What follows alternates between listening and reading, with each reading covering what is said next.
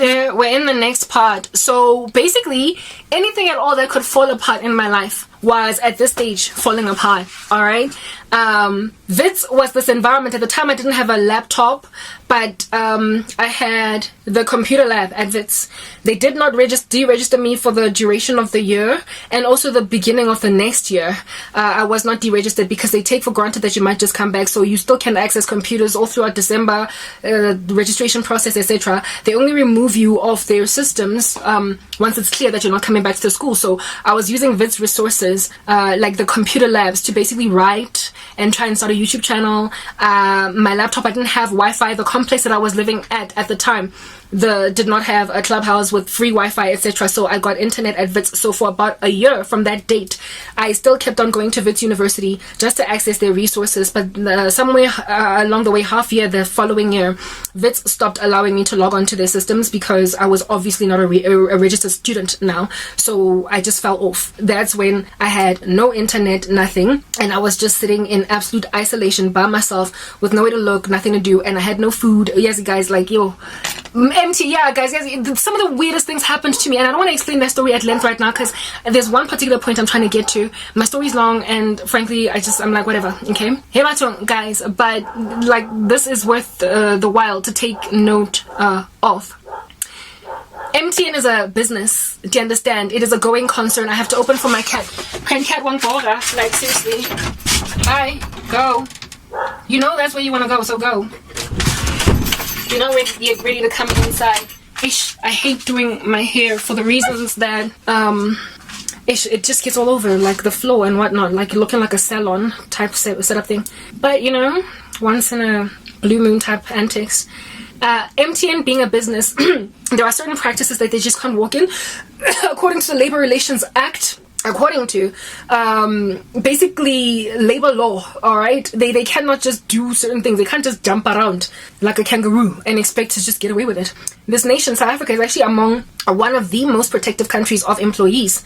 Americans, if they were to come to South Africa, they would really, really enjoy it here as employees because literally the labor laws of this country hyper protect employees to a point where it's kind of unreasonable. Like, it's hard to fire a person in South Africa. Like in the US, I've seen in movies people just like getting fired for no cause, even in government, etc. In South Africa, you have to go through some rigorous process to successfully, like, you know, dismember an individual from their 9 to 5, and it is also entrenched in the constitution, the right to earn a living. And so when you fire a person without reasonable cause, you are essentially like humiliating their constitutional rights. One of the ways in which the authority figures, I guess, within corporate South Africa get around this is to put people on probation, or you know, like not like to say that you are only going to get a permanent position after like 3 or 6 months or whatever, because it's only permanent staff members that are that protected by the law. If you are a contractor, they can get rid of you that much easier. So a lot of companies have gone on right ahead to first recruit people as contractors, and then only after proving themselves they hire them permanently, because then it's easier to get rid of contractors. You can just say your contract is over. You don't have to abide by too many of the regulations. So it's very, very hard to fire a permanent employee in this country. And I was a permanent employee of MTN. It should not have been that easy to just get rid of me, especially so illegally. And they did.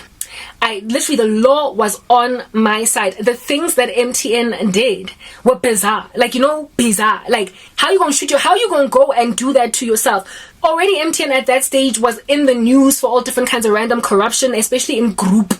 You don't want that kind of scandal on your hands. Not as such a big company. You're not some tiny little small startup. You are a massive multinational telecommunications company.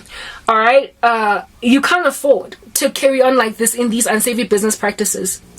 And like literally doing such things to a whole conglomerate, a bunch of employees, you know, because MTN was just at that stage doing some strange things that were illegal to lots and lots of employees. But it's like they went the extra mile, you know, they super went illegal. Yes, like, you know, when you trust witchcraft, you know, when an executive suite of a company is satanic, they are Satanists. Yeah, shame.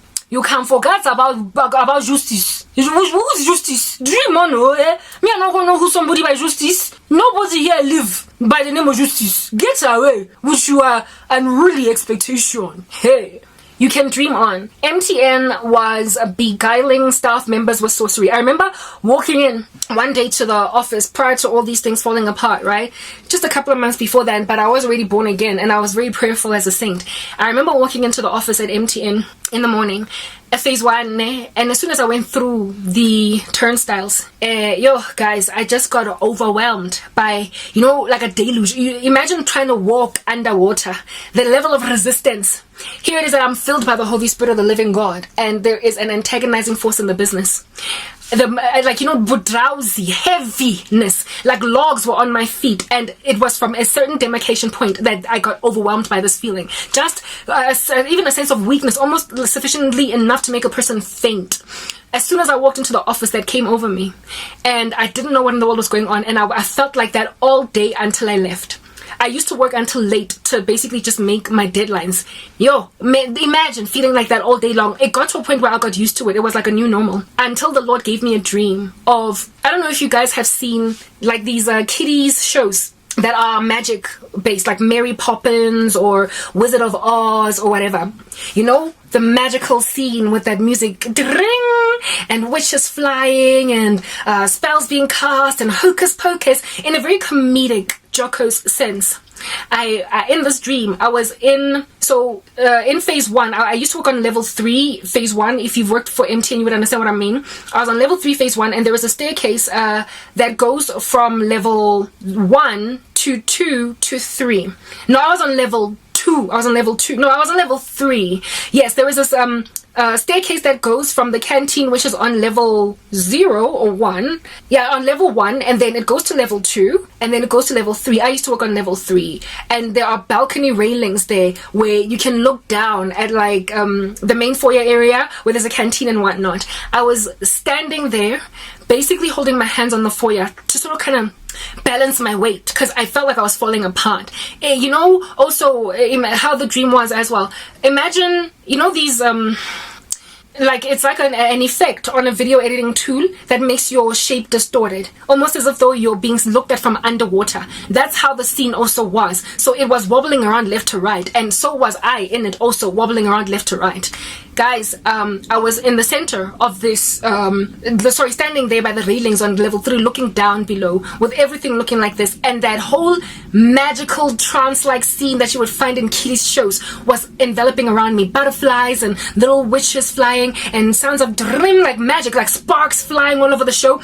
And down below that foyer, where there is a canteen, instead of it being where people walk up and down to go to the canteen or to go to phase 2 or whatever, right? It was a massive giant swimming pool, and it was sparkling as well, like crackling with like magic, wizardry, but it was heavying me. I was like dizzy in it to a point where I was holding on to railings. And when I woke up in the morning, the Lord was basically telling me, your whole organization is being run by people that keep on bewitching it. It's like coming to Oz. When you enter into the turnstiles at MTN, it's like coming to Oz.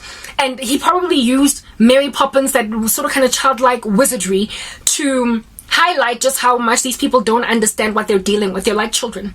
They don't know what they're doing to employees. They were deliberately trying to move or map the trajectory of the whole organization in a satanic way using witchcraft, and staff members were under a spell. But if you were a Christian, you would struggle, you would drown. Certain people, guys, weird things were happening at that time at MTN. Let's move on to the next part.